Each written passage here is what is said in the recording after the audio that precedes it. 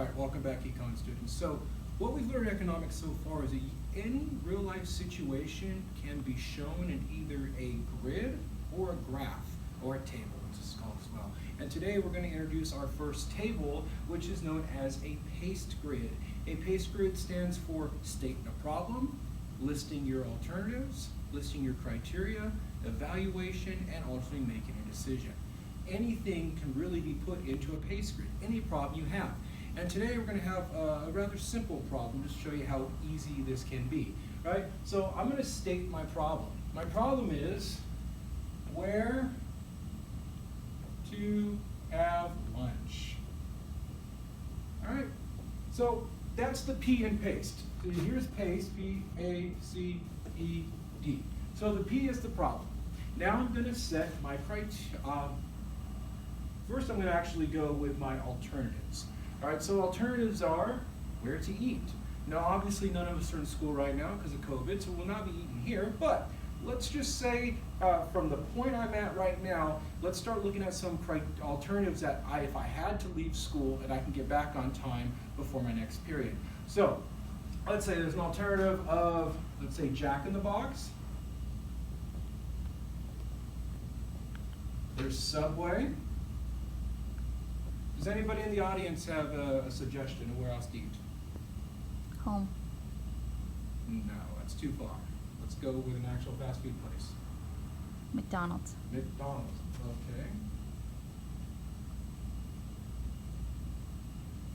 okay. And one more. Marla's. Marla's, all the way in Beaumont. All right, it's going to be kind of hard to get to. That's okay. All right. So we have all alternatives. These are all the different places we could eat. Keep in mind we have a 30-minute lunchtime and we got to get back. All right. So criteria. What's important? Now, for most high school kids, it's going to be taste. Okay. Does it taste good? Okay. Next thing. Most high school students have limited incomes, right? Either something you don't work or you're working part-time. So the price of the food could be a criteria. Anything else? What might be something else you guys might think of out there in the audience? You have price, you have taste. What else might be important to you?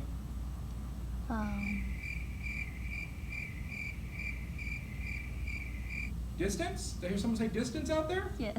All right, distance.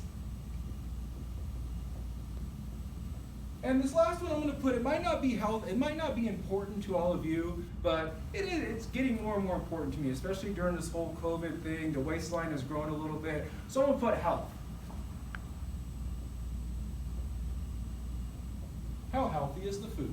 All right, so now we've got the problem, the alternative, the criteria. Now we're going to evaluate, and we do that on a 1 to 5 scale. Okay? 1 being the absolute worst, 5 being the best. Okay? So we're going to go down for taste. All right? Jack in the Box. Think it tastes all right. Normally this is around the time where we start taking the class surveys. Kids start yelling 5s, 4s, 2s, 1s, you know, and then we decide. But obviously there's not a big audience here today, so I'm going to go ahead and fill in these numbers with my own personal opinions. So Jack in the Box taste. Some of it's good, some of it's bad. They recently changed how they cook the patties a couple years ago, and I thought their quality went down a little bit. So I'm going to put them at a 3. Okay? Subway, it's pretty good, right? Sometimes people would put menu and variety up as criteria. We didn't, but you can pretty much make Subway, their sandwiches any way you want, put whatever you want on it, you know. So to me personally, my personal taste, I want to put Subway, say, as a 4. Then you have McDonald's. To me, McDonald's and Jack in the Box are kind of the same. McDonald's is so-so. So I'm going to put them as a 3. Marla's. I don't know if any guys ever ate Marla's over in Beaumont. Great food. The chicharrones are good. The tacos, the steak, enchiladas, all that is great. So that's a personal favorite of mine and whoever said in the audience. So I'm going to go with a 5 on Marla's. Now, price. Jack in the Box has a relatively decent price. Okay? They have a value menu, but I mean, prices, stuff's all going up, especially during the virus. You guys, inflation we'll learn about a lot later. So I'm going to stick them at, say, a 4. Subway is similar price, especially since if you do the online ordering right now, you can get $5 subs once again. So I'm gonna say maybe Subway's a little bit better price for Jack in the Box. So I'm gonna give, actually, I meant to give these guys a 3, so I can give them a 4. McDonald's and Jack in the Box about the same, give a 3. Marla's, it's a sit-down restaurant normally, right? So it's a little bit more pricey, but they have some good deals there, especially happy hour specials. So I'm gonna give them a 2, because they are a little bit more pricey than the rest of these. Now, distance, okay? The closest, you know, all these are pretty close except Marla's. So Jack in the Box is pretty close, and since eating here at school is no longer an option unless you pack your own lunch, I'm gonna say that they're pretty good. I'm gonna give them a 4. And Subway's right around the corner, so I gotta give Subway a 4 as well. McDonald's a little bit further down there, so let's give them a 3. And unfortunately, Marla's is all the way in Beaumont, so I'm gonna have to give them a 1. Now, next, health. Okay, health options. Most of these places are not, I mean, Jack in the Box, McDonald's, fast food's usually not the healthiest of places. Subway's kind of healthy. Marla's has some healthy options, but you know, some of their options maybe aren't so healthy. But let's go with Jack in the Box, right? From a 1 to 5, let's say they're about, I don't know, 2. Subway, you can get some really healthy options there, right? So I'm gonna say Subway, maybe a 4, could possibly be a 5. McDonald's, I've been rating them pretty similar here to Jack in the Box, so I'm gonna give them a 2. And Marla's, there's some healthy options, some not, right? So I'm gonna give them a 2 as well.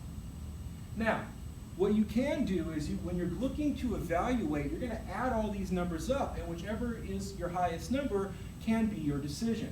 But for some of us, one of these things could be more important than the others, right? And let's just say for high school reasons, let's say price is the most important thing. So you would times it by 2. So this 3 would become a 6, this 4 would become an 8, this 3 would become a 6, and this 2 would become a 4. Now, let's add it up, 10. So we have Jack in the Box has a score of 15. Subway has a score of 20. Marla's has a score, or McDonald's has a score of, is that 14? And Marla's has a score of 12. So we look at these numbers, we put it in the grid, and it would say that our decision is going to have to be Subway's. That's our highest number. Now, all these other 3 things, as we've learned earlier in previous lectures, these 3 are all trade-offs. But your most desirable trade-off is your opportunity cost, and that'd be your next highest number. So for us, the opportunity cost is going to be Jack in the Box. Our decision is Subway, and the other trade-offs are McDonald's and Marla's. And that, ladies and gentlemen, is how you do a paced grid. Now, you guys will go into your Google Classrooms, and you will have a paced grid right here. You guys will be asked to state a problem. All right? Now, my problem, very simple. Your problems, it could be, you know, as simple as what new phone I should get, or what new handbag I should get, right? What college should I go to? What car should I buy? I even had, don't do this, but I even had a student one year that put, who should they take to prom? And they literally listed the different people they could ask and their criteria. It was a little bit chauvinist, but at the end, that person actually took that person to prom at the end of the year. So, with that, ladies and gentlemen, if you have any questions, I'll be in Google Meets to answer all those. Until next time, bye.